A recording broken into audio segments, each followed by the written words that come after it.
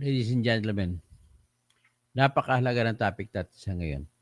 Na ang pakiwari ko ay kahit isang abogado ay walang alam. Lalo na yung mga abogado ng mga senador. Parang hindi nila alam ito. And yet, the reality is, the truth of the matter is pinag-aralan naman namin lahat ito sa law school. Very basic ang principle.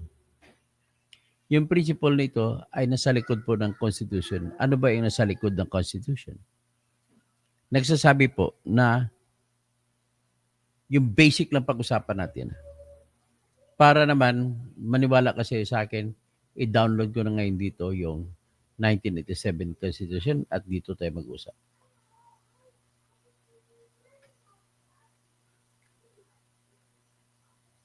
Ito yung 1987 Constitution. So, if we talk about the budget, we talk about the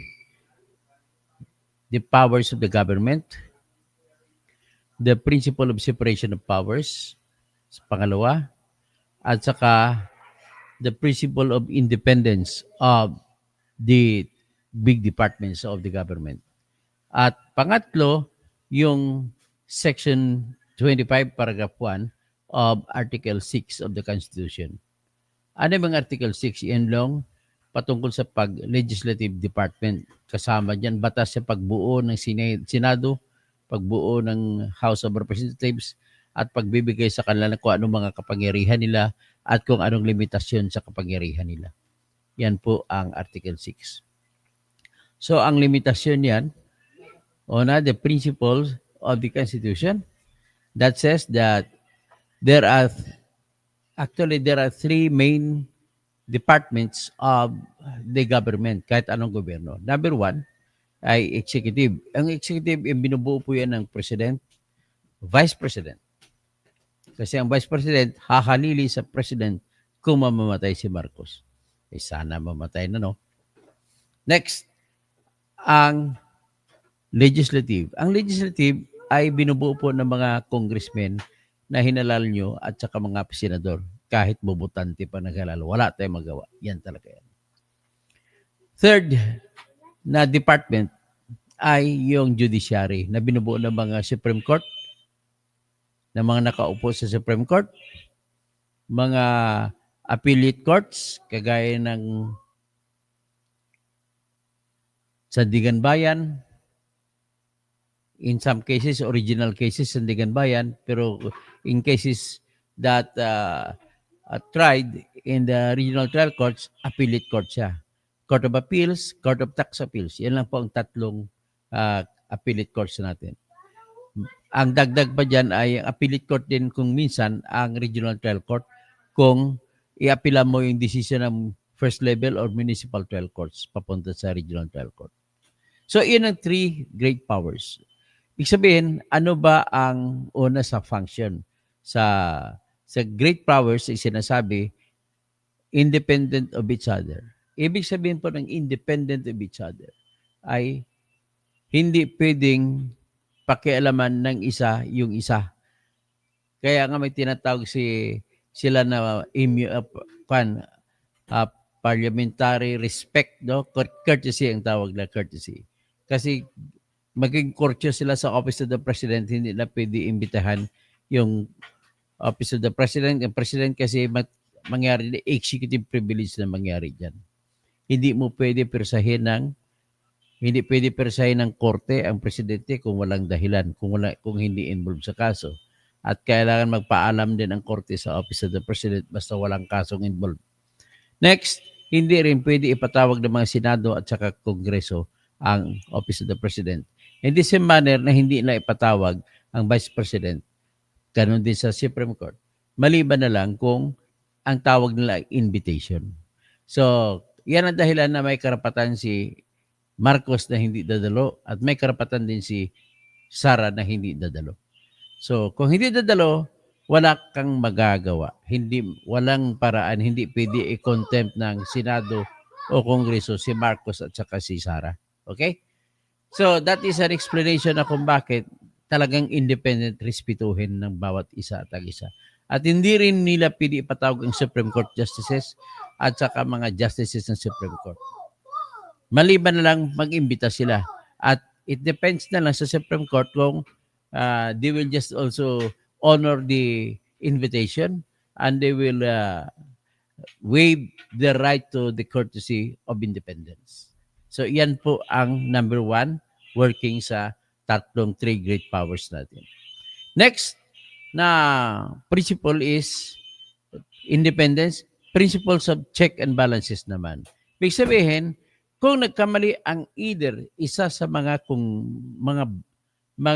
departments natin, ay pwede silang i-check, mag-check sila sa isa't isa.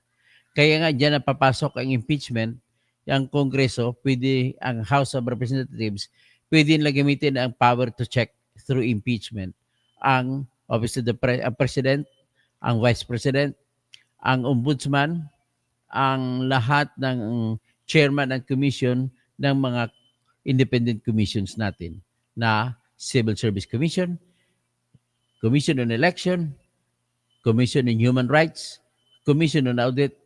Yan pong apat na commission natin. So, yan ang principles of check. Tapos, ang check naman, magbabalansiya para ang kaisipan ng ating konstitusyon para hindi sumubra sa kapangyarihan ang gagawin ng bawat isa. Kung susubra din ang judge, pwede rin i-impeach ang judge. So, ang judiciary at saka mga justices. So, yan po yung principles of checks. Nakalimutan ko lang magitin kanina. Tapos, yan din ang nagbabalansiya ng power. Tapos, para hindi naman sumobra itong mga kongreso, yung mga House of Representatives at saka Senado, ay pwede rin na kung magsobra sila sa kanilang ginagawang batas, pwedeng ibebeto ng President ang kanilang power. Iyan ang principle of balancing and checking. Tapos kanina sinabi ko principle of independence na the real meaning of principle of independence is respect for each other and yung the act of one cannot be considered as the act of all. So the act of the House of Representatives cannot be considered as the act of the Senate and the act also of the President or the act also of the Judiciary. Next is tumatawag yung asawa ko. Langga, nagla-live ako. Hello. Hello. Hello, nagla-live ako. Hello.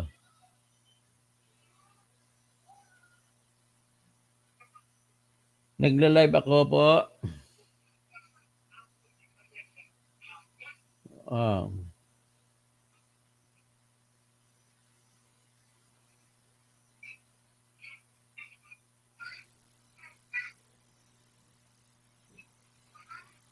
Okay, ulitin ko lang para klaro ang ating diskusyon.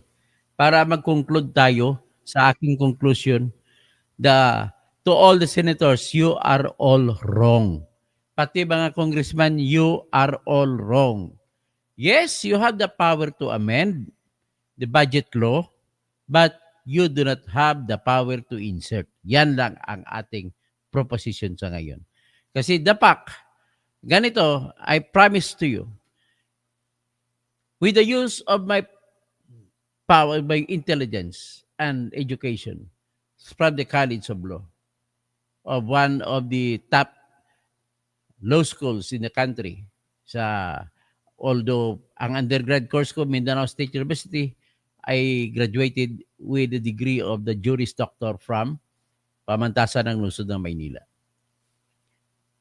Mali po, wala pong kapangyarihan. I'm telling all lawyers, you have all, the senators and the congressmen have all the right or the power, the right and the power to amend the budget law. But they do not have the right and power to insert anything in the budget law. Insertion can never be classified as amendment. Neither an amendment can be classified as insertion. One is different from each other. The two cannot be the same. Kaya mali po ang sinasabi ni Ping Lacson na pareho lang daw sila. Mali din ang sinasabi ni Soto, mga bubo talaga kayo ng mga senador na pareho lang sila. Mali din sila sa isa. Pati si Marcolita, tataka ko, hindi mo alam yan. Graduate ka ng University of the Philippines College of Law. Pati si Kiko.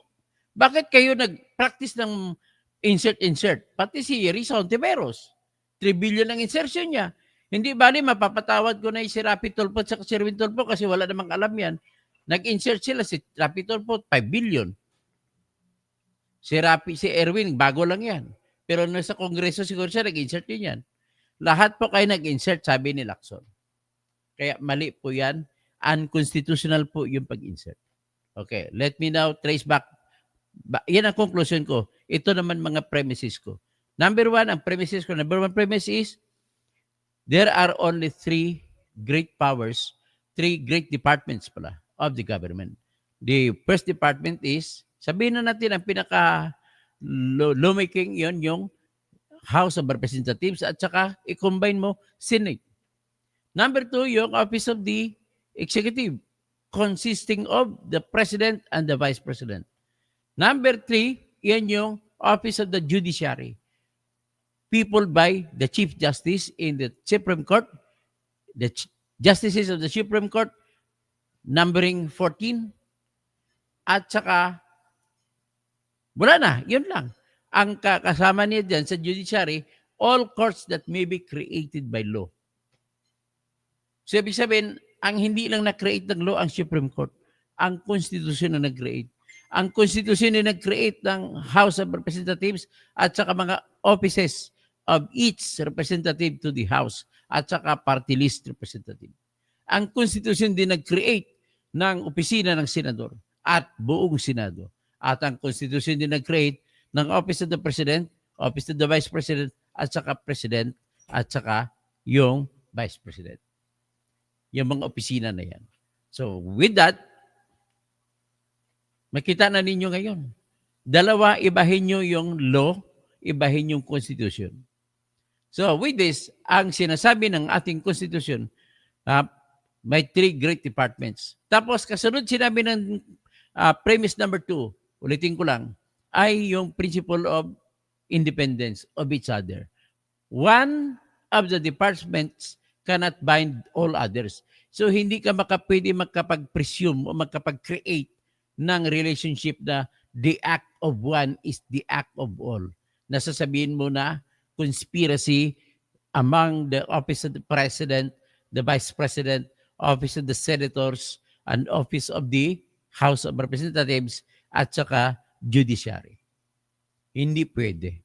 Next is, kung hindi mo sila independent of each other, may tinatawag din na tinatag na pag independent sila, kasunod yung respect for each other.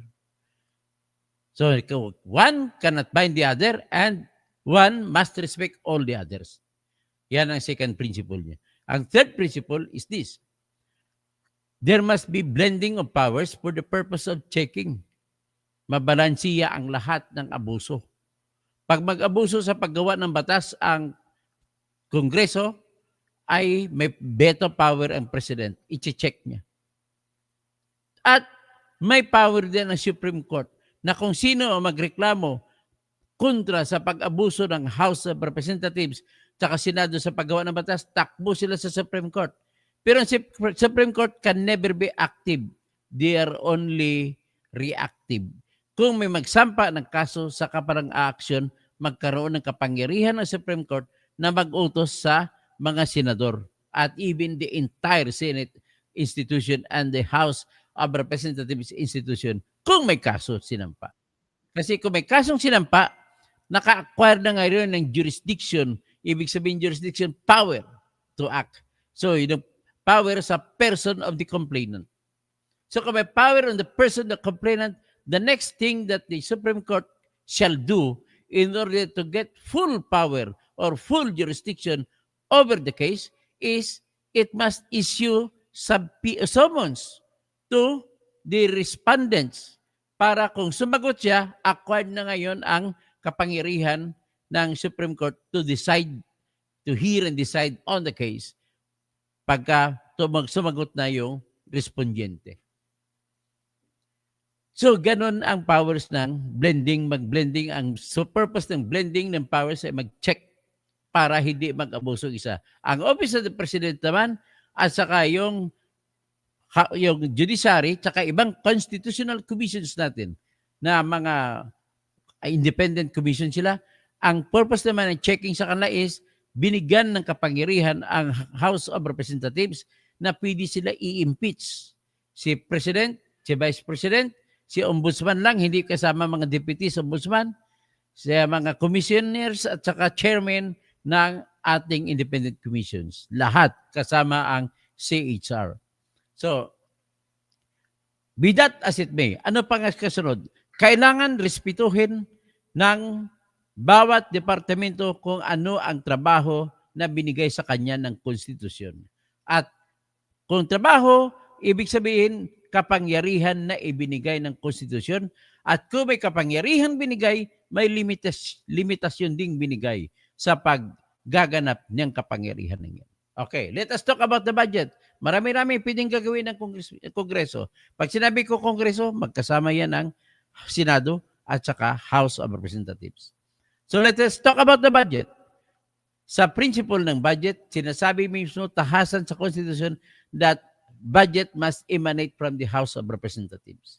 Pero yung budget, pagbuo ng budget, is an executive act kasi Office of the President, Office of the Executive, ang magdetermina kung ano mga pagpatakbo ng opisina, magbibigay ng sweldo, lahat. So, ibig sabihin, ang power to determine kung anong pagkagagastusan belongs to the Office of the President. So, ngayon, magbiblend naman ulit.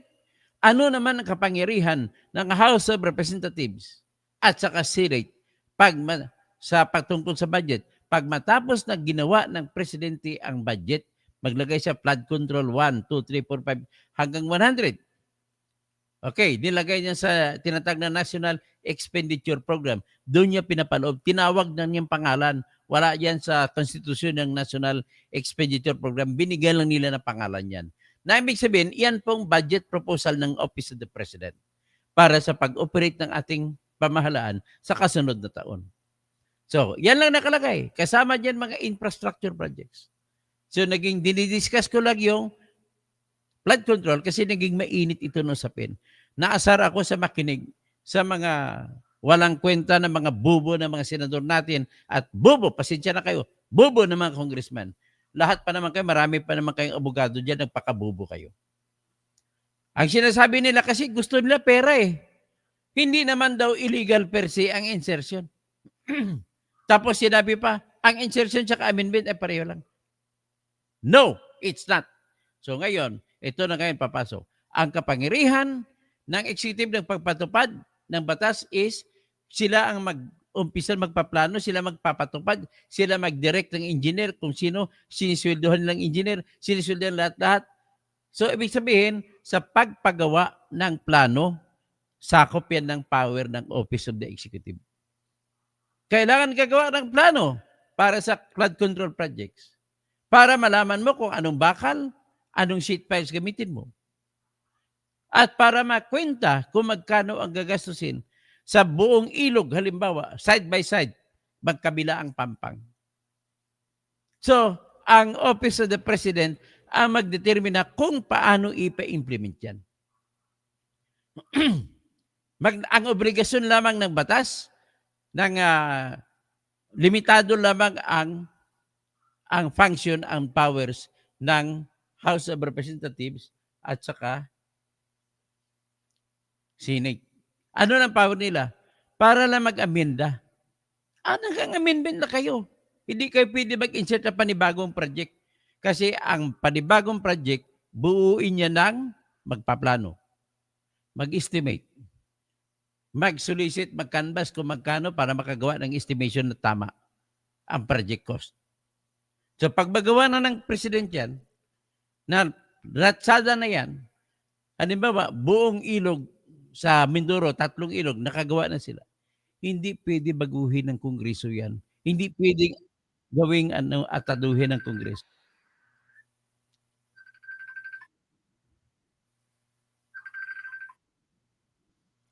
So, ngayon, pagka ganun ang mangyari, ang tanong naman ngayon. Kasi pre, ang unang proseso ng budget, buuin ng president, tapos papangalanan niya National Expenditure Program. Ipasa niya mga listahan ng gagastusan sa sunod na taon doon sa House of Representatives. Ang ginawa dapat obligasyon na gagawin ng House of Representatives sa ilalim ng batas, chicken. Ang obligasyon pa ng isa ng presidente ay maglagay kung magkano lamang ang pera ng bayan na gagamitin para sa susunod na taon. So, ganon. Pag nagawa na nila ng opisina ng president, binigay na sa Kongreso, may kasunod na prinsipyo na nakalagay sa Section 25, Section 25, Article 6, Paragraph 1 ng Constitution na nagsasabi na bawal taasan ang budget na sinasabi ng Pangulo. Kung magkano lang magagastusin, hindi na pwede pataasan yan. Ito, ang exact language is sorry.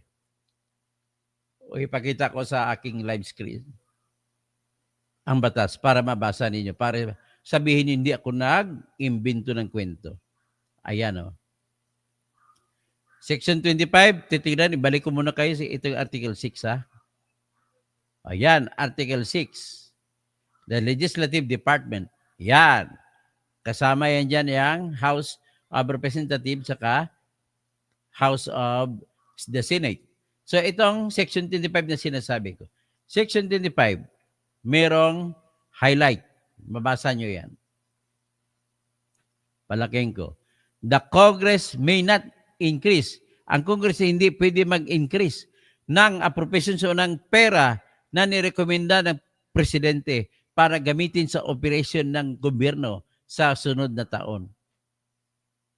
Pero the form, content, and manner of preparation shall be prescribed by law. Pero yung pera, the form, content, and manner na lang kayo. So kung anong ibibigay, ay limitado na lang kayo sa pag-aminda ng kung paano. Pwede nyong pababaan ang budget. Halimbawa, sabi ng Presidente, yung budget sa Ilog Pasig, gusto namin lagyan ng lahat niyan ay may esplanade at lahat ang dike ipapatibayin. So ang budget namin niya 3 billion. Halimbawa, lagay ng Office of the President. Anong magagawa ng congressman?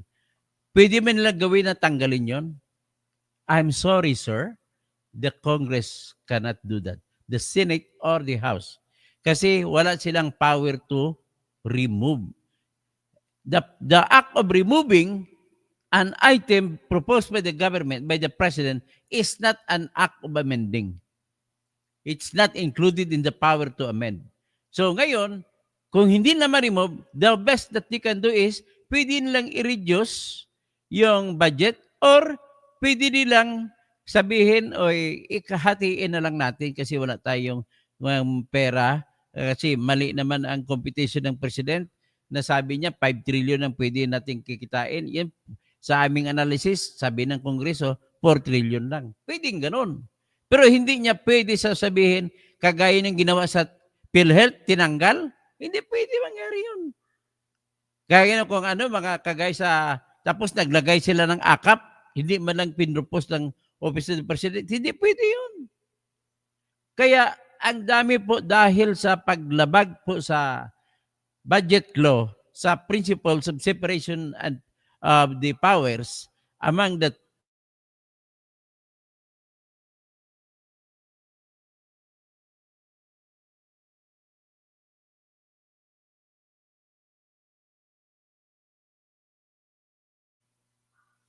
dahil sa abusado na ang kanilang definition na ngayon ng amendment ay sakop ang insertion, ang ginawa ng mga tarantado ay nag-insert. Hala, kuha. Akalain mo, hindi nag-prepare ang budget ng engineer ng DPWH. Hindi niya dinesign yun. Pilit nyo sinaksak, kinupyan sa ibang design. Saksak dito, saksak doon. Saksak at pinadamihan ninyo. Yung ginawa ni Saldico, ginawa ni Rizal Tiberos, ginawa ni Rapi Tulfo, lahat kayo guilty. Hindi lang si Saldico. Ang kay Saldico lang, matindi lang talaga sa kanya. At saka diyan din naghugot ng lakas si Martin Romualdez. Ang kapangyarihan lang po ninyo, uulitin ko. Binawarningan ko kayo. Gagamitin ko ang aking talino, pupunta ako sa Supreme Court. In fact, may petition ako na standing sa Supreme Court, amendahan ko yun, isasama ko yan. Ulitin ko lang, bawal mag-insert. Pwede kayo mag-amenda. Ang limitasyon lamang ng kapangyarihan ng senador at congressman ay bawasan ang budget. Hindi pwede taasan. Ibig sabihin, hindi sila pwedeng magtanggal ng kahit anong propose ng ng ating Office of the President. At kung hindi sila pwede magtanggal, hindi rin po sila pwede magdagdag na completely foreign. Bagong-bago, hindi dumaan. Basta lahat ng bagay na hindi dumaan sa Executive Office ng Department of Budget and Management ay unconstitutional. It offends the Constitution. Kaya, ang ginagawa kasi ng congressman natin ngayon, sa kagustuhan na kumita, pati senador, ganito ginagawa nila. Kasama naman yung yung mag-insert, pwede yan, allowed yan sa amending. Ganun ang una ginagawa na. Para kung ma-insert nila, at kung ma-insert nila ang mga flood control projects nila, lalapitan nila ngayon DPWH na naka-in-charge na mag-implement. Hoy, aking contractor ko mag-implement dyan Ganun gagawin na. At ang aking isopi dyan. Ganun po, katindi. Kasi, pinayagan natin sila mag-interpret na ang the power to amend includes the power to insert. Hindi po. It does not include. Malaking pagkakaiba. At hindi mo rin masasabi na ang the power to insert is also the power to amend. At hindi mo sabi the power to amend is also the power to insert. Because the act of amending, papalitan mo lang i-modify mo lang kung anong halaga. Pero wala karapatan ng congressman kung paano gagawin ang tulay. Kung paano gagawin ang tulay, gawain ng engineer ng DPWH yan. Kaya wala kayong karapatan na i-amendahan yung paggawa ng tulay. Ang inyo lang pwede ma-amendahan, i-check ninyo kung tama ba ang presyo sa estimate o hindi. Ganun lang. Wala na kayong ibang kapangyarihan. Hanggang doon lang. At tapos hindi nyo pwede sabihin, huwag muna natin ipagawa itong tulay na to. Tanggalin natin to. Bakit? Wala naman kayo power to determine kung magkano ang dapat gagastusin. Na sa kamay ng Office of the President, ang power sa pagdetermine kung magkano ibabudget. Kaya, you have no power to say na tanggalin ninyo yung isang project. Kagaya ng ginawa ninyo sa pagtanggal ng 74.4 billion pesos na nilagay ng Office of the President through the Department of Budget and Management written in the National Expenditure Program na 74.4 billion pesos para sa PhilHealth, para sana sa 2025 budget. Ang ginawa nyo, tinanggal nyo. Hindi nyo magagawa yan. Hindi nyo magagawa yan. Tapos tinanggal nyo 30 billion para sa CHED. Hindi nyo pwede magagawa yan. Yun ang proposal ng Office of the President. You cannot remove the proposed budget of the President, but you can only amend to the extent na ang amount lang ang pwede. Checkin nyo lang yan. Wala kayong power to say na discretionary ninyo kung magkano. Kung ang presyo pala ng tulay ay 100 million talaga, kahit ano mong compute. Checkin nyo lang kung tama yung presyo. Ngayon gagawin 50, hindi na matatayo yan. That is already unconstitutional. So ngayon, kung hindi kayo pwede magtanggal, hindi rin kayo pwede mag-insert na maglagay ng panibago na hindi dumaan. Dapat ang lahat ng project na naman ng ating GAA o General Appropriations Act ay lahat po nanggaling sa Office of the President. Kaya nagkahindot-hitot yung buhay natin. Kaya warning ko sa inyo, sa this week, magpapail ako sa Supreme Court, amendahan ko ang aking petition. Alam niyo ba kung ano yung petition ko na yun na pinail? Sa 2024 budget pa yun. Kasi first time naglagay sila ng AKAP. Hindi man lang pinag-usapan sa Office of the President ng AKAP. Hindi sinadjust ng DSWD. Hindi man lang sinadjust ng House of Representatives during the deliberation ng House. O tawag nila House GAA. At hindi rin pinag-usapan sa Senate GAA. Matapos kasi pag mag-discuss ang House, ipasa nila sa Senate. At yung Senate, chichikin naman nila. Ang ginagawa naman, kani-kanya silang insert, pati Senate. So ngayon, hindi naka-insert ang AKAP sa House na GAA. Pag inakyat sa Senate, pag discuss naman Senate, hindi in-insert ang AKAP na Senate GAA. Pagtapos ng Bicameral Conference Committee, kasi marami pagkakaiba, para mag-usap sila, i-resolbahin nila, ay in-insert na ngayon ang AKAP na 26.7 billion pesos. Yan ang unang AKAP natin, 2024. Wala man lang budget preparation, wala man lang committee study ang Department of Social Welfare and Development. Next, ang ginawa nila, sa 2024 din na petition na ginawa ko, ibig sabihin, yan po ang number 1 subject matter ng petition ko sa Supreme Court na hanggang ngayon ay hindi pa nag-decision. Ang aking theory dyan ay unconstitutional ang AKAP. Number 2, kinwestiyon ko rin yung 12 billion na nilagay kuno para sa plebiscite fund ng Comelec. Wala namang plebiscito sa 2024. Kaya kinwestiyon ko rin yun in the same manner kung paano lumitaw itong AKAP. Siya din paglitaw nitong 12 billion na plebiscite fund. Paano ginawa? Ang Comelec hindi nang hingi niyan. So therefore, hindi sinama sa budget ng President. Nang binigay na ng President ang budget niya na nakapaloob sa dokumento na kung tawagin National Expenditure Program, ay hindi rin nakalagay doon sa House. Nag-usap ang mga House of Representatives, mga congressmen, hindi rin nila nilagay. Pag-akyat ngayon, pinasa nila sa Senado hindi rin nilagay. Plebisito kasi wala namang plebisito. Pagkatapos, Bicameral Conference Committee, siningit ni Saldico na sila ni Romualdez. Bakit naman pumayag ang Senado? Kasi hindi maaprubahan yan kung kukontra ang Senado. So, may kasalanan doon si Chis Escudero, tsaka si Angara, ang kanyang Finance Committee Chairman noon. So, kinontra ko rin yan. Ang kasunod, may 156 billion sila na proyekto na fund insertion din sa Department of Public Works and Highways. Yung pangatlo na course of action ko. Na kinwestiyon ko rin, hindi hiningi ng DPWH, hindi rin nakalagay sa House GAA na mag-discuss ang House of Representatives at hindi rin nilagay sa Senate GAA. Pagkatapos, pagdating sa Bicameral Conference Committee, biglang napasingit ang lahat ng kasapi po ng Bicameral Conference Committee sa side ng senators at sa side ng congressmen ay puro sila guilty dyan. Be that as it may, kung sino man ang Senate President at sino Speaker. Ang Speaker note the time was Romualdez. At ang Appropriations Committee niya na siya nagsasabi kung paano budget ay si Elizalde. So, I hope so klaro na sa inyo kung anong ibig ko sabihin na bawal ang insertion. Ang pwede lamang, kahit anong stage, bawal ang insertion.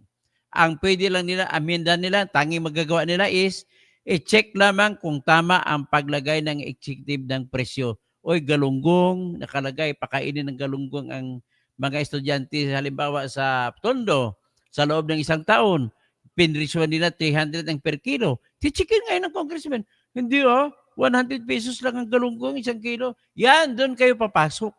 Tatanungin, chichikin, basically, ang trabaho ninyo ay para kayong tatay na nagsusumiti si nanay.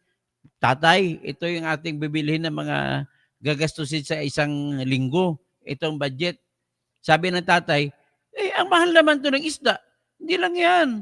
Tapos ang manok, dapat mas mura. Ganun lang po ang trabaho. Hindi niya pwede alisin kung anong gusto ng asawa na bibilhin. Okay? So, wala nang insertion. Bawal na. Bawal din ang insertion ni Risa Hontiveros. Sa sunod, Risa, tandaan mo yan. Ipaglaban mo na bawal kayo mag-insert lahat. Kaya, kahit ano mang insertion, kahit maliit man yan ang amount, bawal na bawal po. Yan ang aking pakiusap. At I promise you, I'll do my best in the intelligence vested in me by God. Gagamitin ko lahat. Dadaling ko sa Supreme Court ang usapin na yan. So, magandang hapon po sa lahat.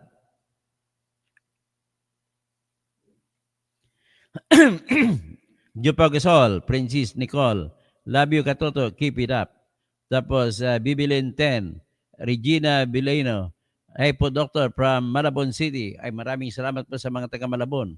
Si Argo, hello Katoto, nag-resign na daw si Lacson as, ay hindi, balak pa lang niya mag-resign as ano, o mag-resign as Blue Ribbon Committee. Si Regina Bilino, God bless you always, Dr. Toto, at nawa, ingatan kayo lagi ng Diyos sa lahat ng oras. Crispin Rivera, Mayap Agat Panapon, Dr. Engineer Toto. Andrea Guico, watching from Singapore. Amil Motib Talib, Assalamualaikum, alaikum assalam, Amil. Kung sa bangko pa, tanod na ang lunod ng Pilipinas kung sa barko pa. Tama. So, best regards from MSU Marawi, Rahas Sulaiman Hall. Super new boys dormitory naman ako. Diyos A, kaya matalino si Marcolita, kaya gusto niya clear yun, insertion at amend. Mirasol Milyari, ayan naman ang ginawa ni Senator Hontiveros, mag-amend at di mag-insert. Nag-insert, ang daming insertion niya eh. Lipia po official, totoo talaga si Kong Ungab at si FPRD, alam nila dahil mga lawyer sila.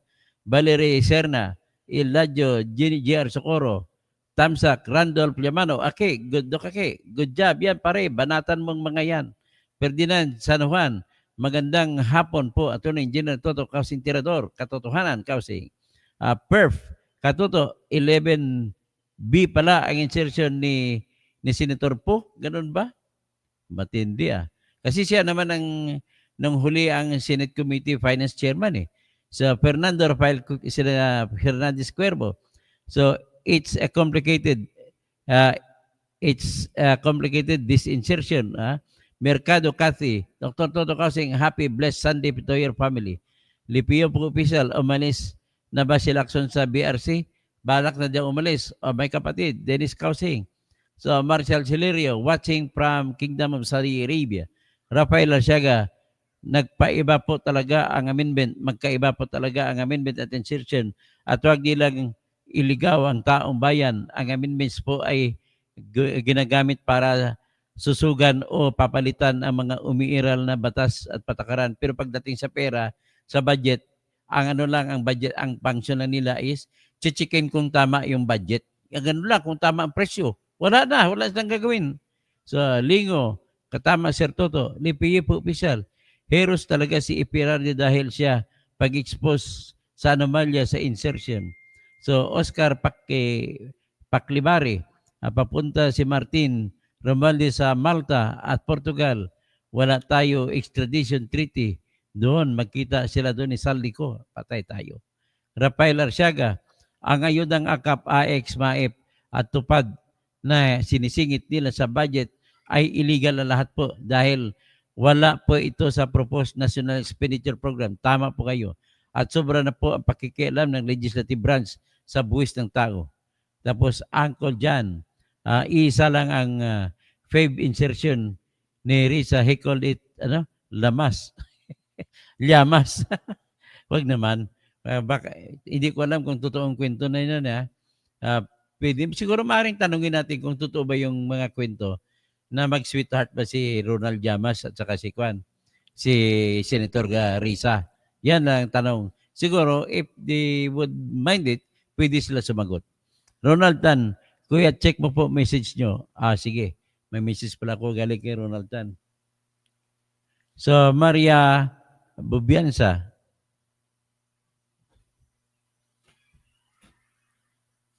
Okay.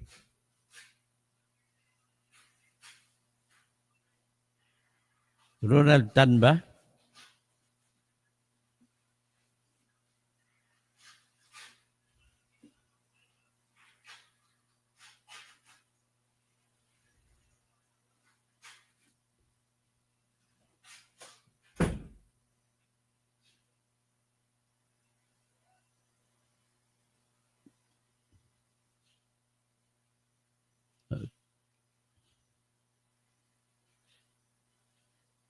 Sige, basahin ko mamaya Hindi ko makakuan. May tapusin ko lang ito, Ronald Tan.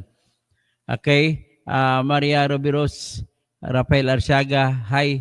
In fact, ang proposed National Expenditure Program po at unusual and irregular dahil sa usapin ng budget of all government. The NEP must depend to estimated income of government.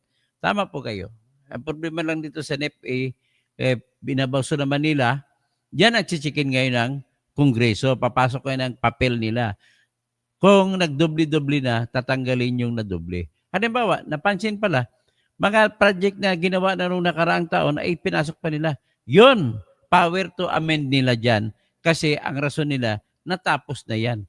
So, at least hindi sila nag-create ng panibago.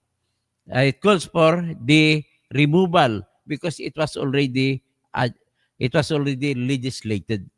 So, Roque Buya, good afternoon po. Ask ko lang po, paano po yan?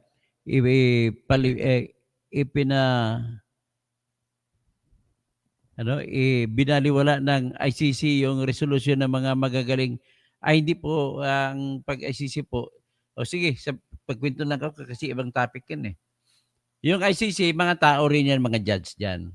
Hindi naman sinasabi na baliwala. Titignan nila yan. Nasa kanila yan kung pakinggan nila o hindi. Nasa puso na lang nila yan. Pero hindi official act yun. They can completely reject that if they want to. Si James C. Reyes, ihabla na kaya lahat ng kongresista, representative naman o senador, yung lahat na nag-insert, lahat ba nag-insert, guilty po sila lahat ng insert, kahit hindi sila nakialam sa pera. Antonio Almonte, corrupts versus corrupts, baka walang nangyari. Angkol dyan, dapat lahat mapatunay na sangkot sa maanumalyang insertion. Kada piso ng insertion nila ay isang biring ang ipasok. Iwan ko na lang kung may gagawa pa nito. So, Alex Paez Torres, gandang hapon po. Gandang hapon, kaibigan. So, yan po ang aking live sa ngayon at nag-lecture lang ko kung ano talaga tama.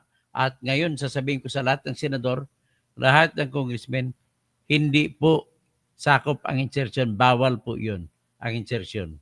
So, ang pwede lang mag-amin kayo, chichikin nyo lang kung tamang presyo ang nilagay ng Office of the President. Wala kayong karapatan magtanggal except kung meron ng project na yan at inuulit. Gano'n na kasimple po. Maraming salamat po.